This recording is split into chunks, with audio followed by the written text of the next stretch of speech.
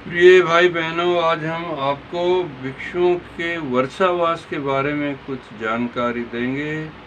वर्षावास माने वर्षा के समय में वास करना, आराम करना। ये बुद्ध के समय से ही प्रथा आरंभ हुई थी। इसमें भिक्षु 4 महीने के लिए एक जगह रुकते हैं। भगवान ने बताया कि वर्षावास आषाढ़ पूर्णिमा के दूसरे दिन से आरंभ होना चाहिए और ये वर्षावास 4 महीने के लिए होता है। पहले 3 माह वह श्रावण, भाद्र, अश्विनी या पिछले 3 माह भाद्र, अश्विनी, कार्तिक बिना एक जगह बसे विचरण के लिए नहीं जाना चाहिए। न रुके, 1 महीने कुछ काम के लिए जा सके, वो बताएंगे। वर्षावास के दौरान जिस जगह से संदेश आने पर वर्षावास के बीच में भी हफ्ता भर के लिए जा सकते हैं। जैसे कोई भिक्षु का कोई काम हो, कोई शिक्षामणा का काम हो, श्रामणेर श्रामणेरी का, उपासक उपासिका काम हो, तो संदेश मिलकर सप्ताह भर के लिए वो जा सकते हैं और फिर लौट आना चाहिए। कोई दान देने, धर्म उपदेश सुनने, भिक्षुओं के दर्शन करने के लिए भी संदेश भेजे तो भी भिक्षु वर्षावास के दौरान एक हफ्ता के लिए जा सकते हैं। यदि कोई उपासक भिक्षुओं के लिए रात के रहने का घर, पर्णकुटी, अपना प्रासाद, गुहा, परिवेण, मंडप, स्वाराम ये बनवाए, पुत्र या पुत्री की शादी करने वाले हों, रोगी धर्म उपदेश कोई सुनना चाहता हो, भिक्षुओं के पास संदेश भेजे तो भिक्षु को उसमें वर्षावास के दौरान भी सप्ताह भर के लिए जाना चाहिए, लेकिन वापस आ जाना चाहिए। यदि कोई भिक्षु नहीं शिक्षामणा श्रामणे भी बीमार हो और संदेश भेजे तो भी भिक्षु को जाना चाहिए। ऐसे रोगी भिक्षु के लिए दवा का प्रबंध या सेवा करने के उद्देश्य से जाना चाहिए, पर जाकर वापस लौट आना चाहिए। कोई बुरी धारणा पैदा हो गई हो, कोई दोष हो, तो भी भिक्षु के पास संदेश भेजने पर उसे बुला सकते हैं। वर्षावास के समय भिक्षु अन्य रोगी भिक्षुओं को, भिक्षुणियों को, श्रामणाओं को शिक्षा उनकी अगर टूट गई हो तो वो शिक्षा के लिए भी बुला सकते हैं।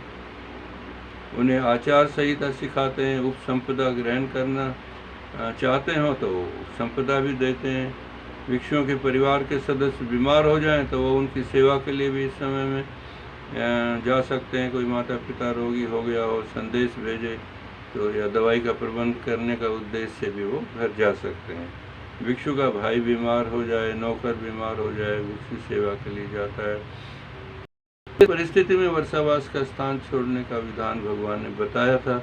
जैसे कोई जंगली जानवर वहाँ पर आपको पीड़ित ज़्यादा करते हों, कोई सांप बिच्छू ज़्यादा पीड़ित करते हो, गांव आग लगने के कारण भिक्षा ना मिलती हो, गांव डूब गया हो, सूखा पड़ गया हो, भिक्षा ना मिल रही हो, तो वर्षा काल के समय किसी भिक्षु को यदि स्त्री, वैश्या, विवाहित स्त्री, जिड़ा इत्यादि जाति वाले राजा, चोर, बदमाश बुलाएं तो भी वहाँ पर नहीं जाना चाहिए।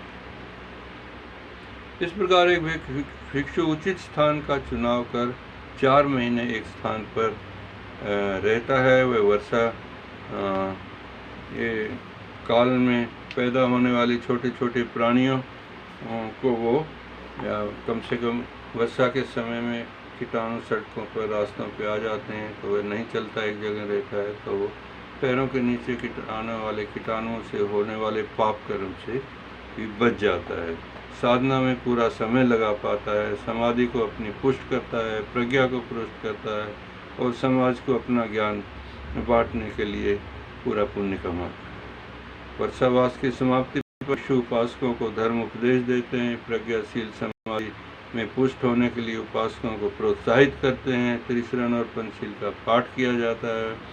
मंगल में त्रिसूत्र का पाठ किया जाता है, जिससे विश्व के सभी प्राणियों के लिए हम मंगल कामना करें, सभी जीवों को निर्भय रहने की कामना करें।